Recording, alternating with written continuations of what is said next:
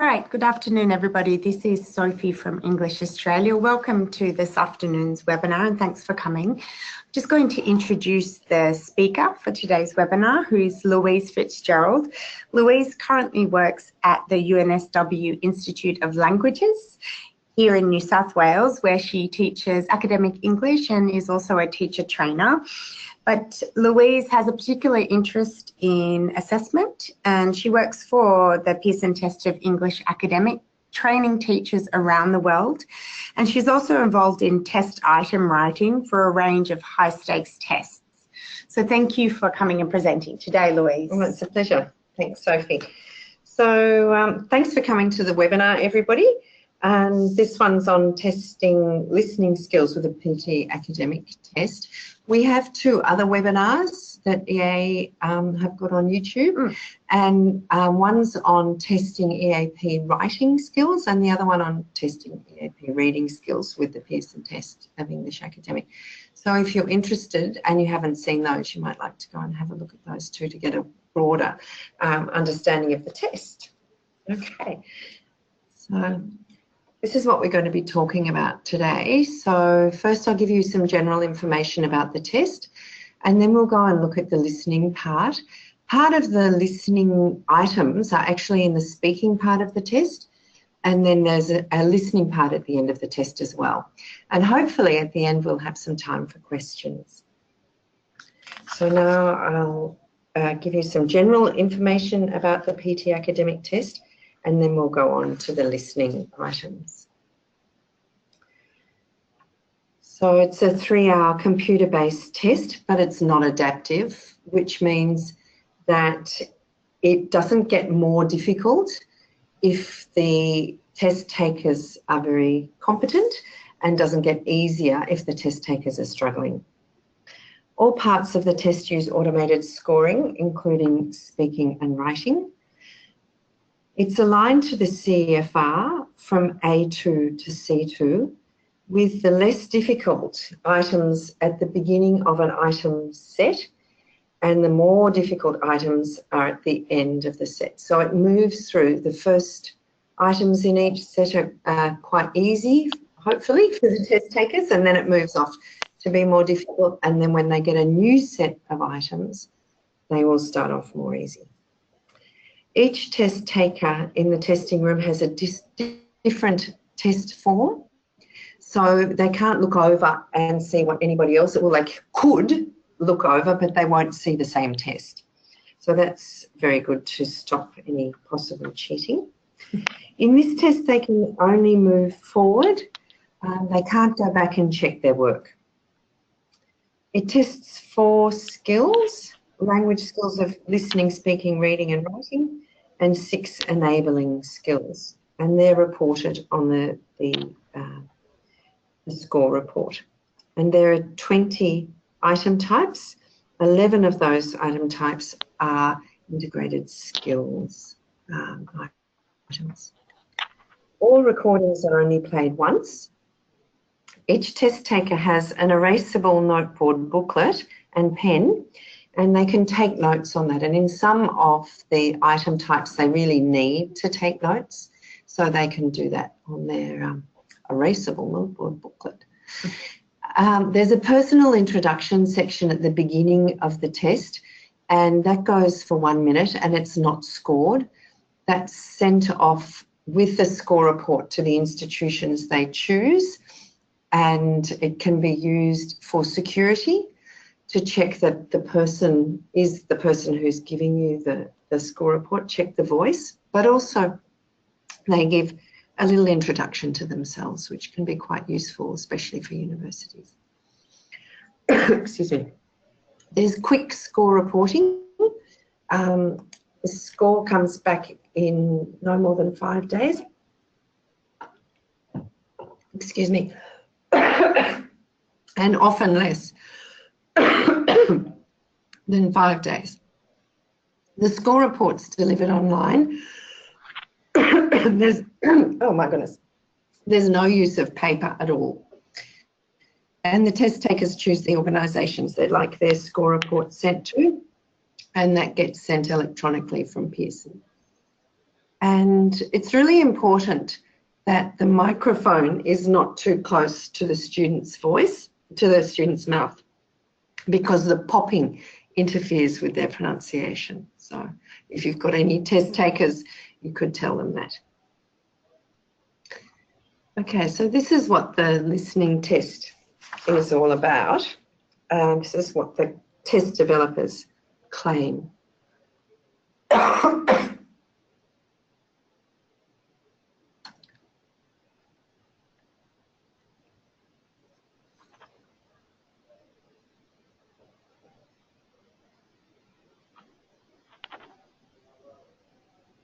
Okay, so this is natural language.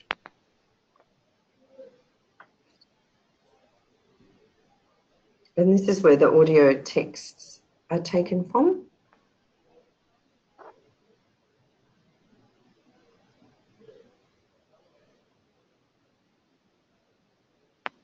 So it's a wide variety of source materials in this test.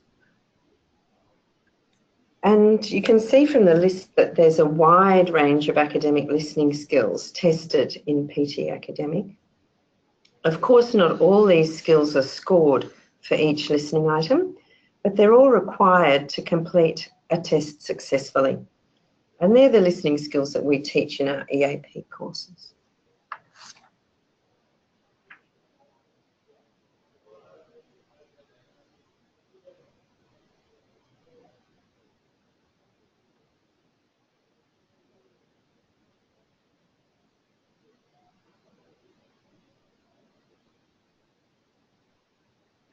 So the PTE Academic consists of 3 main parts.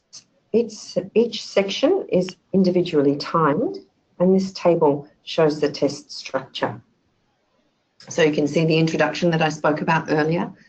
And then the first part is speaking and writing.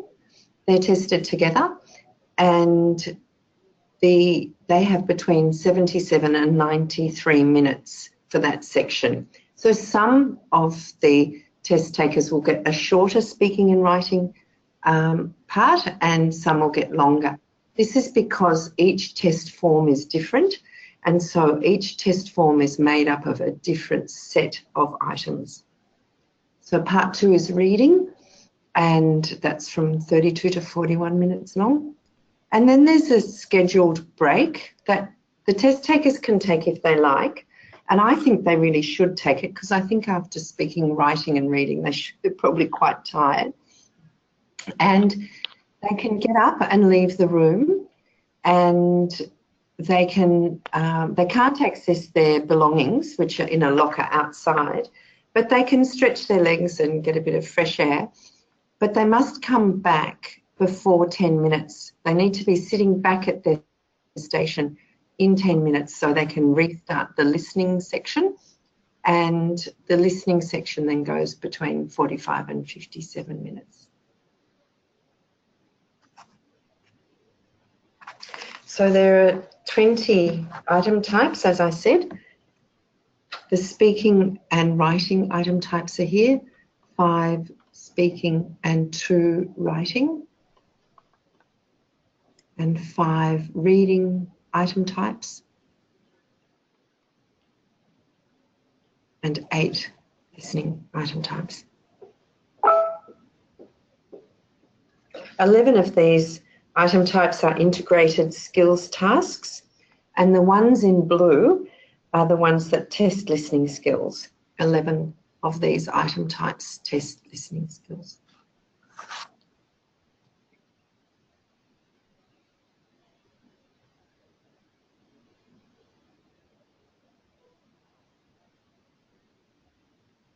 So now we'll look at the listening items which come from the speaking part of the test.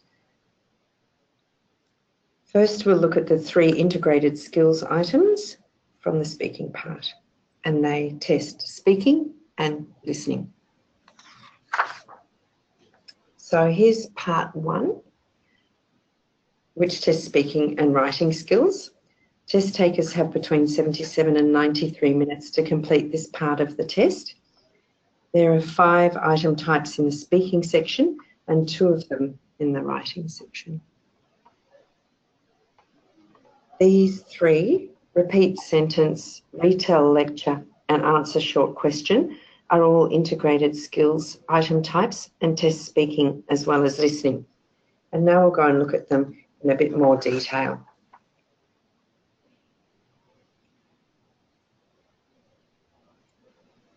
So these three, repeat sentence, retell lecture and answer short question. Here's some more information about them.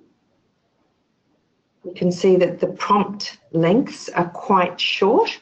For repeat sentence, between 3 and 9 seconds, and then the test taker's got 15 seconds to answer. With the lecture, they get it's very short, up to 90 seconds, and then they've got 40 seconds to answer. An answer short question is again between 3 and 9 seconds with 10 seconds to answer. So this item type's repeat sentence. This is what the screen looks like to the test taker. You can see the instructions at the top of the screen. The audio status box is in the middle of the screen, and it shows the test taker how long they have until the recording starts. Once the audio clip has started, a blue bar moves across. Once it reaches the right-hand side, the audio clip will stop playing. It also shows the volume of the recording. Test takers can increase or decrease the volume by sliding the arrow to the left or right. Under the audio status box is the recording status box. It shows how long before the microphone opens. The test taker should start speaking as soon as the microphone opens. They must finish speaking before the progress bar reaches the right-hand side. It's particularly important that they start speaking within 3 seconds of the microphone opening. If they don't, it will close and they will have missed the item, and they'll need to go on to the next item in this set. This is to test real-time language processing. So they have 10 to 12 of these. As I said before, the recording is between 3 and 9 seconds long. They can speak up to 15 seconds, and the skills are speaking and listening.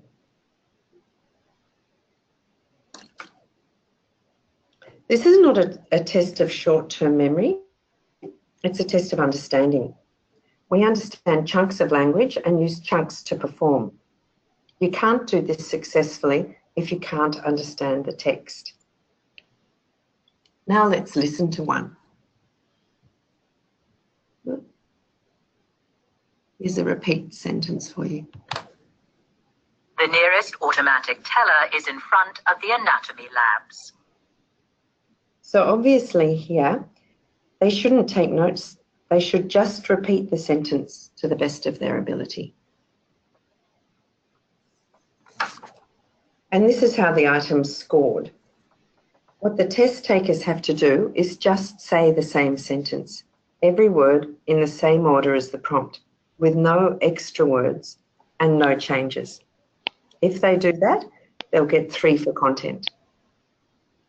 If they get 0 for content, the item's not scored for pronunciation or fluency either. So they get no marks at all for the item.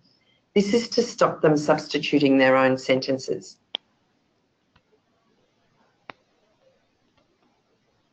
So here's the next one. This one's more difficult. They have to supply their own language here. So this is retell lecture, and this is what the screen looks like. There's always an image on the left-hand side, and they should use that to start thinking about the topic of the audio they're about to listen to. It may be a lecture or an interview text, and it could be an audio or a video, but it's always authentic. They don't have to paraphrase the text. They can use words from the text itself. Often there are no other words. For example, space shuttle. This one's about a space shuttle.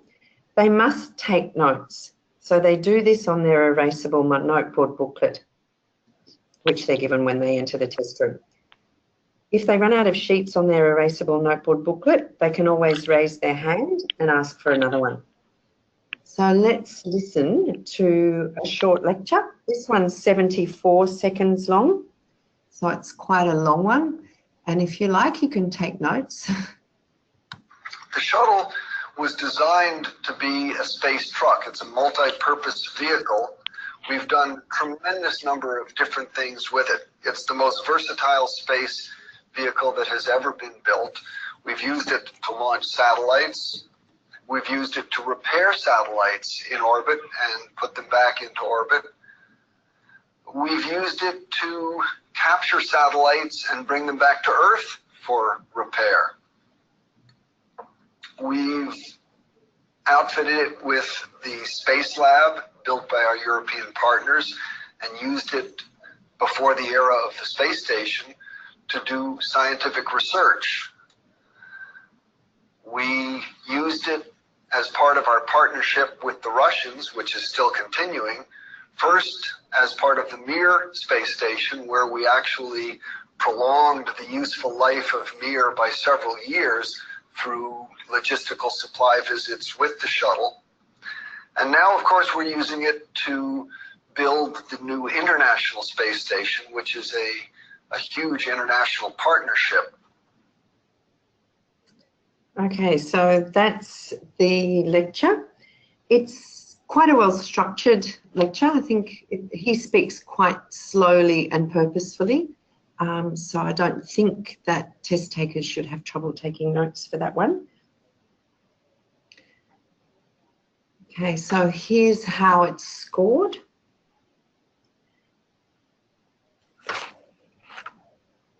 You can see that the descriptor for content has key terms that describe the degree to which the response captures the essential features of the lecture. And you should note that for content to score more than 1, test takers need to include possible underlying development, implications, and conclusions. So this requires higher level cognitive skills, not just retelling the lecture. And this needs to be taught and practiced. So this is how an integrated skills item is scored.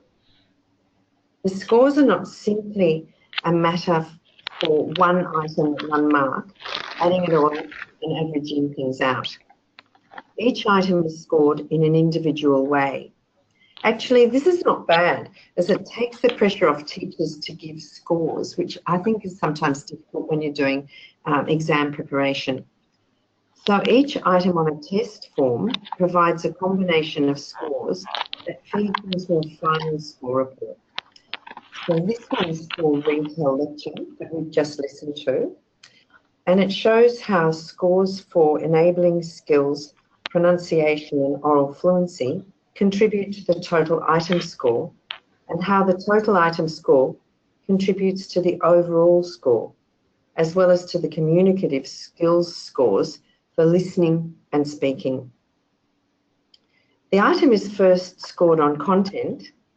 If there's no response or an irrelevant response, the content is scored as 0 and there's no further scoring of this item.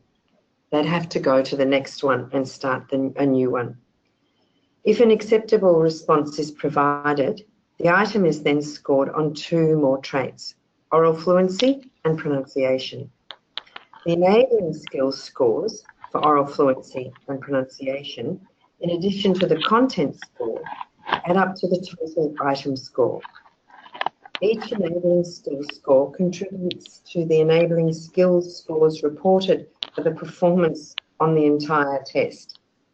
And the total item score contributes to the communicative skills scores for speaking and listening, as well as the overall score reported for performance on the entire test. The test has proven to be very reliable, even at the lower B1 level, due to this partial scoring. That is, that the item may not be awarded full marks, but does pick up some marks, as I've just explained.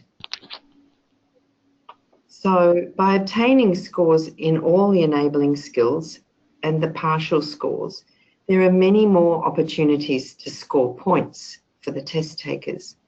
This is encouraging because a test taker who finds some aspects challenging can still show success in some areas.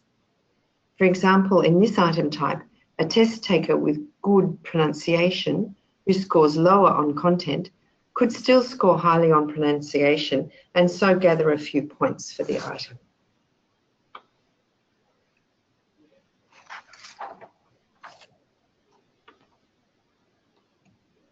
Okay, so now let's look at answer short question. So you can see that there are between 10 and 12 of these. The recording is very short and they have 10 seconds to speak. This item relies on the test taker's ability to use real-time language processing again. There's no time to think, they just need to answer it. The microphone will close after 3 seconds as usual, so they have to be quick. There's a range of questions. Obviously, some are harder than others, and they can always answer the question in their own language. So there are no tricks to this. They just answer with a word or a couple of words, but there's no loss of points if they use a full sentence. They're wasting time, though, if they use a full sentence.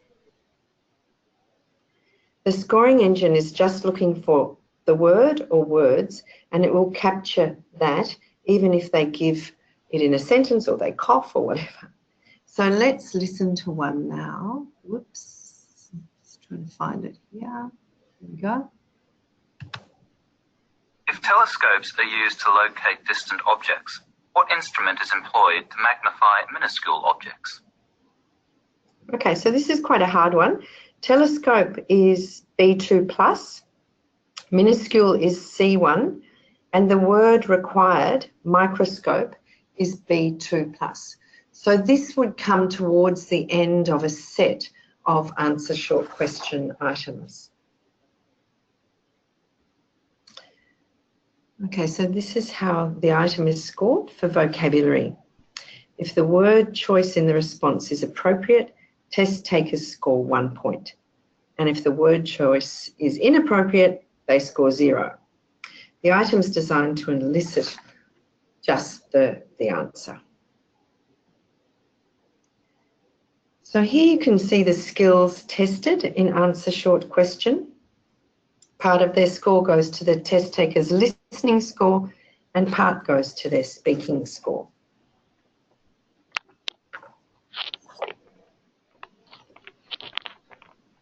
Okay, so now we'll have a look at the listening part of the test and those item types. So part 3 tests listening skills. So they can have their break and then come back and do this if they like. Test takers have between 45 and 57 minutes to complete this part. And there are 8 different item types in this part of the test. 5 items test more than just listening skills. Summarise spoken, test listening and writing. Fill in the blank, also test listening and writing. Highlight correct summary, test listening and reading.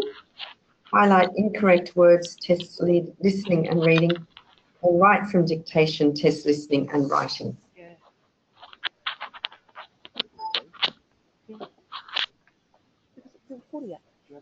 So here's a bit more detail on all the 8 listening items. And first of all, that's a good, you know, they have anywhere between 30 and 40.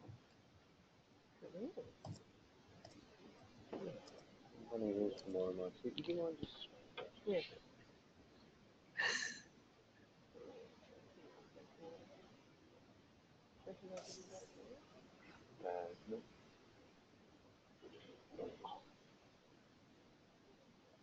Okay, so now let's have a look at the first one, summarise spoken text.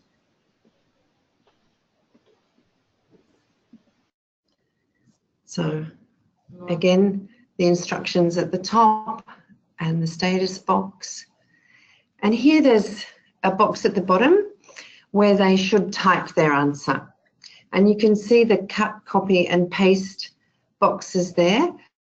They have to use those because the keyboard shortcuts are disabled. They can't highlight and do Control X or Control C. So there's also the word count at the bottom, so they don't have to count words like they do in some other tests. The text for summarised spoken text can be an interview or a monologue. Test takers can take notes on the erasable noteboard booklet or on their screen, as I've just explained. It's much easier for them to do it on the screen, but they have to remember to cut their notes before they hit next or time out for this item. They have 10 minutes to complete their summary. They should be careful of the word limit between 50 and 70 words, which is probably about 4 sentences. They can use the words they hear. They don't need to paraphrase. Texts are understandable to any educated audience with a reasonable general knowledge. Let's listen to one. It's a dialogue and is the maximum length. This one is 90 seconds. Scientists are discovering that when you touch someone, you communicate very specific emotions such as sympathy, disgust, gratitude, or even love. The current issue of the scientific journal Emotion features a series of studies about touch. Reporter Michelle Trudeau touched base with the lead researcher. Psychologist Matt Hertenstein from DePaul University in Greencastle, Indiana, decided to study touch while he was watching parents interacting with their babies, making faces and cooing sounds, squeezing, stroking, nuzzling them. And all of a sudden it struck me one day and I thought, you know, I wonder if touch can communicate distinct emotions, much like the face and the voice. Decades of research has been done on the face and the voice and the distinct emotions that they communicate. But touch had been relatively neglected by researchers until Hertenstein stepped in and began his experiments. We invited 2 participants into the lab, and we put a curtain up between those 2 people so they couldn't see or hear each other. One participant, the sender, was told to try and communicate 12 different emotions, one by one, to the other participant, the receiver. The receiver would put his or her arm underneath the curtain onto the sender's side. The sender would then touch the receiver's forearm, trying to communicate the specific emotion, such as envy, fear, love, embarrassment, anger, gratitude, pride, disgust. The receiver had to then decide which emotion was being communicated. Okay, so that's not only a long one, but quite a hard one. So that would be again at towards the end of the set of summarised spoken text items. There'd be 2 or 3 of those in each test. And here's how it's scored. Have a look at the numeric aspect of formal requirements and spelling. It's very precise, and humans would find it difficult to score like this. Of course, the automated scoring engine has no trouble doing that.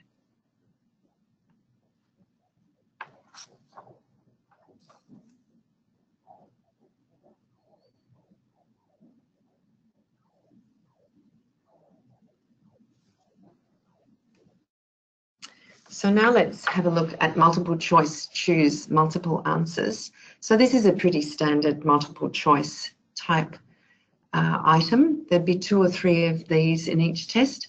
The recording's between 40 and 90 seconds. There are between 5 to 7 answer options, and it's obviously just testing listening. So the last item, summarised spoken text, was timed at 10 minutes, but this item and all the rest used next timing. Test takers need to finish each one from here on and push on at their own pace. There's a little next button which you can't see because of that green box, but just down at the bottom of the right-hand side of the screen is a little next button, and they click on that every time they finish. This item uses check boxes, those square buttons. With check boxes, test takers can click on more than one answer, and to deselect if they want to change their answer, they need to click again on the box. The STEM is critical to all multiple choice items, and they need to read it carefully to know what they're listening for. And they need to choose more than one of these options here.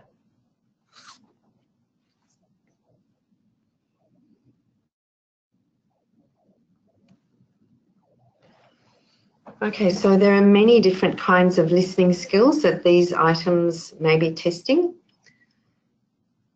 So main idea or gist, detailed information, speaker's purpose, organisation, inference, and stylistics. For stylistics, they need to understand tone and register, and these are high-level listening skills. And this is how the item is scored. It has partial credit scoring and is the first item type where negative scoring applies. If all options chosen are correct, the maximum score points for the item will be awarded. So each correct option chosen achieves 1 score point, but each incorrect option chosen receives a negative score point. So if a test taker scores 2 points for 2 correct options, but selects 2 incorrect options, they'll score 0. For this item type, the test takers shouldn't guess. And the reason for the negative scoring is so they don't pick every box. And the minimum score is 0 for this one. So this one is fill in the blanks. They listen to the text which is written in front of them with blanks. So they should use the tab key to move from one blank to the other, and test takers should write exactly what they hear, the word that they hear. There'll be 2 or 3 of these. The length of the recording is between 30 and 60 seconds. There'll be from 4 to 7 gaps.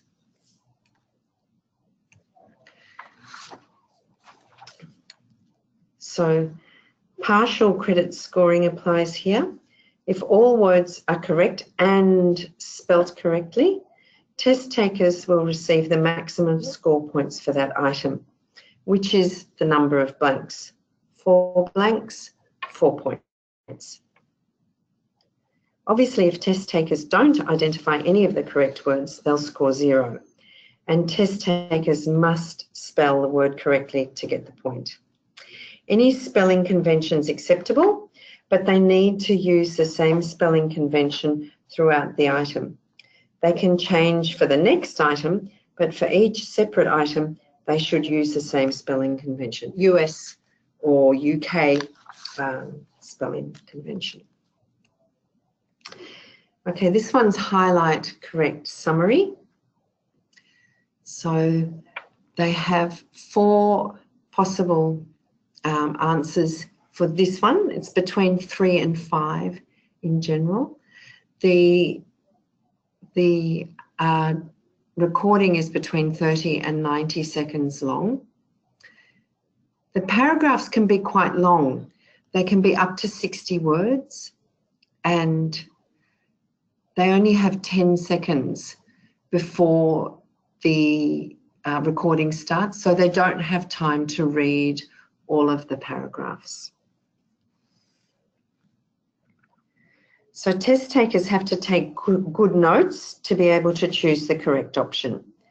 They need to take their notes on the erasable notebook booklet, as there's no space to write on the screen. So let's listen to one. I'm going to have to try and find it under here. Not sure, can I move that across? Okay, Sophie's just moving this across for me so I can get it. Okay. Yeah. We're not running out of oil. The first thing one can say with absolute confidence is that we are not about to run out of oil. We're definitely not. But what we are approaching is the end of the first half. And this is one way to describe it. and this chapter in history lasted about 150 years since the first oil was produced. And we're coming to the end of that, and you have to find oil before you can produce it. And when we look back in history, we can find that the peak of discovery was in 1964, and that the discovery of oil has been falling ever since, relentlessly. And it's been falling despite a worldwide search, always aimed at the biggest and best prospects. No one's looking for the smallest and the worst, the biggest and the best. It's been falling despite amazing technological and geological advances. We understand this business so much more than we did. And finally, it's been falling despite a very happy economic environment whereby most of the cost of exploration is written off against tax. So I would say, in view of all of those incentives and all of those benefits, if discovery has actually been falling relentlessly, there is no good reason to think that this trend is going to change direction. So in other words, we've passed the peak. Okay, so that one that we've just listened to is 88 seconds long. So that's almost at the maximum length of 90 seconds. And I don't know whether you found it a little bit soft. It seemed to be a bit softer than the others for us. So if that happens, then the test taker just needs to move that volume arrow up towards the right-hand side a little bit to be able to hear a little bit more easily. Okay, so this item type is simply scored as either correct or incorrect. The right response will receive 1 score point and the wrong will be given a 0. So this is multiple choice, choose single answer. So this is pretty standard. They'll have 2 or 3 of these in every test. The recording's between 30 and 60 seconds long. There'll be either 3, 4 or 5 options. This one's got 4 options, and these ones are round buttons, which shows the test taker that they can only choose one at a time, one for this. So it's not like the other one with the square check boxes where they can choose more than one. With this one, they can only choose one. If they decide that they're not happy with their choice, they can go back and deselect and select a different one. And again, this is the same scoring, either 1 for correct and 0 for incorrect. Okay, so the next one is select missing word. So there are 2 or 3 of these in every test. The recording is between 20 and 70 seconds long. There are 3 to 5 options. This one's got 4. The topic is always stated in the instructions, and you can see here that this one is the topic's analysis of medical research findings. This is a real life task. We all know how people are going to finish their sentences. People who spend a lot of time together do it all the time. It's part of comprehension. If we don't understand the beginning of the utterance, we can't finish it. Like, I went down to the beach to have a, we're all going to be able to answer swim. Sometimes this is just one word, which they have to choose, but sometimes it's a few words, like this one. Now, these are all authentic recordings, and this one you might recognise. It's from Radio National, and you might recognise Norman Swan's voice. So here we go. I'll play it for you now. My PhD student, Elaine Chong, did what was called a meta-analysis, where you analyse the literature very carefully to see what evidence there is to suggest that what we eat, particularly in terms of antioxidants, prevents you getting macular degeneration. Because ophthalmologists have been using antioxidants quite a lot. That's right. There have been studies looking at whether antioxidant supplements slow the progression once you have the disease, whereas this study was looking at trying to stop you getting it. Okay. So they really need to listen to the whole thing because they don't know when that beep's going to come. So it really requires very careful listening, and then they need to obviously just choose the right one. So again, for this one, they get a point if they get it right and 0 if they get it wrong. Okay, so this one's highlight incorrect words. There are 2 or 3 of these in every test.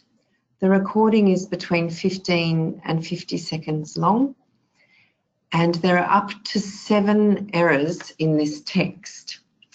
So the text is written, it comes from an authentic piece of writing or piece of speech, and it's changed. So a very similar word is substituted for the word that's in the spoken text. So test takers need to use their cursor to follow the text and click on the incorrect words as they go.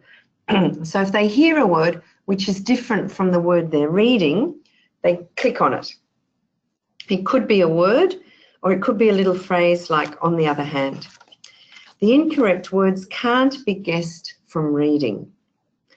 So they need to deal with assimilation, which is difficult as they can't hear all the sounds anyway unless they're at a very high level. The incorrect words will always be content words. So they need to just listen, follow with the cursor and click on the words which are different from the ones. Sophie, can you just move that pane over so I can play one? Thanks. Okay, so I'll play one for you. And no, whoops, there we go. And listen and see if you can follow with your cursor and click on the ones which are different from what you hear. I think the importance of creativity today really reflects a fundamental shift in the nature of the economy. You know, in the old days, wealth was created because in the industrial era, you manufactured something, you got economies of scale, you had long production runs, you were really efficient. You know, you could get a Model T any color just so long as it was black, right? So there was standardization. And there was a whole set of assumptions about how to manage, how to create an organization, you know, a typical kind of hierarchical organization to make sure that things ran smoothly. Well, that may be great for a relatively stable era of history, relatively stable. But now things are fundamentally unstable. And so we need less economies of scale and more economies of discovery, which means that the management approach, the organizational approach, has got to shift as well. Okay, so you see, you have to be quite skilled at listening to do this. If we look at the first one in the first line, rift, the word was shift. So, and you can see that those words are very similar phonologically. So it's a real test of intensive listening. Okay, so let's go and see how it's scored. This item type's partially credit scored and is the second listening type where negative scoring applies. If all words are correct, test takers will receive the maximum score points for the item. That's 1 point per word. If any words are incorrect, a point will be lost for each incorrect word selected. So if a test taker scores 3 points for 3 correct words, but then chooses 2 incorrect words, they'll lose 2 score points and they'll have 1 left. This is to stop test takers highlighting every word. Okay, and this is the last item type, write from dictation. So you see again, we've got the box at the bottom with cut, copy and paste and the word count. So there are 3 or 4 of these on every test. The recording's between 3 and 5 seconds long, so it's a short sentence. It's not like the old dictations that we used to have with longer texts being cut up into sense groups. This is one sentence spoken at normal length. And it's real-time language processing again. No context is given. They just listen and type. The one we're going to listen to now is quite long. It's 4.5 seconds long. See if you can do it. The time of the maths lecture has been changed to 10:30. Sophie's just doing it next to me. She can do it. Oh, surprise. Feeling very smart. Oh, she's feeling smart. There you go. And hopefully you could do it too. Okay. So this one's a partial credit scoring. If all the words are correct and in the correct order and spelt correctly, students will receive the maximum score points for that item. So there's no negative scoring for this item type, so points are not lost for incorrect words. Test takers should guess if they're not sure. And there's no need to worry about capital letters and full stops. It just scores the words, not the punctuation. So we've come to the end of the listening part of the test, and I think we've got some time. Yeah, we've got a bit of time for some questions. So if you've got any questions before we finish the webinar. Great. So if you do have any questions, just type them into the chat box.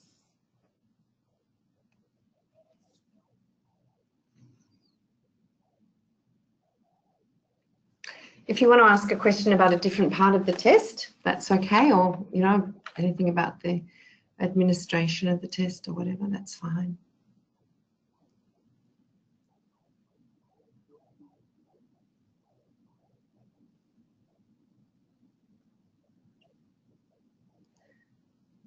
Somebody said thanks. That's nice. It's a pleasure.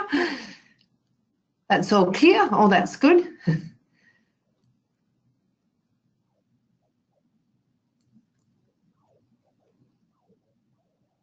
Feel free to type in your question if you'd like to.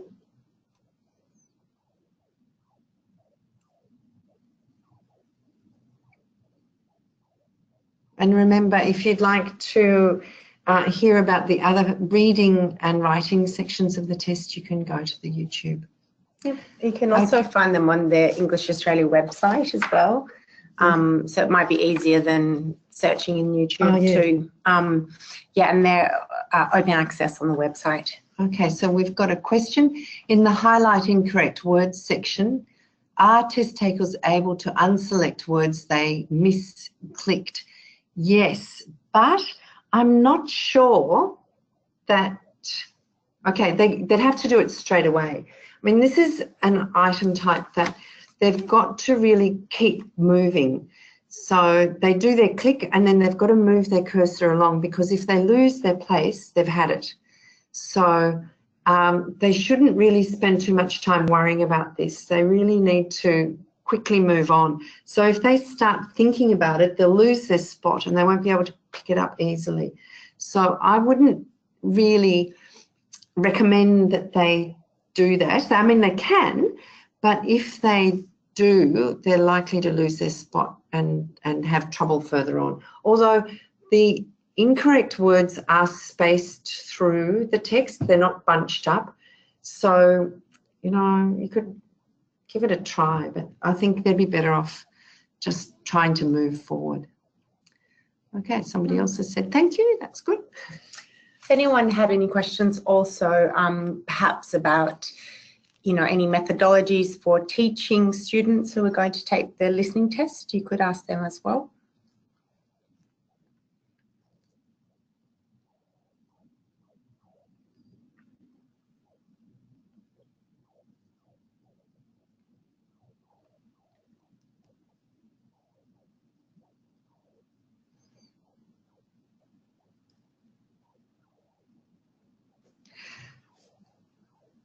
Okay, we've got another question. How does the scoring system deal with idioms during the speaking portion of the test?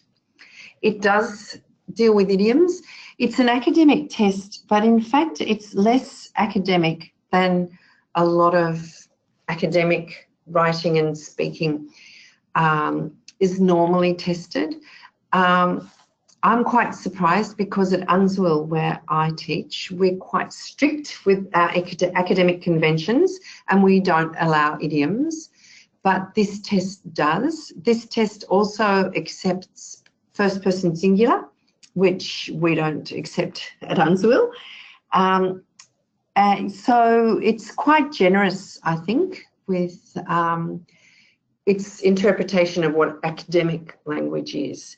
So yes, it does accept idioms.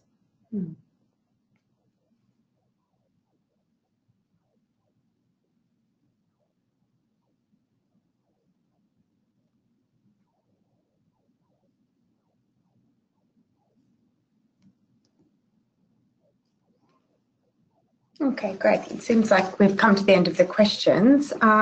So I'd just like to reiterate what Louise said about the other webinars that are on the English Australia website that you can access if you want to know more about the Pearson test of English academic.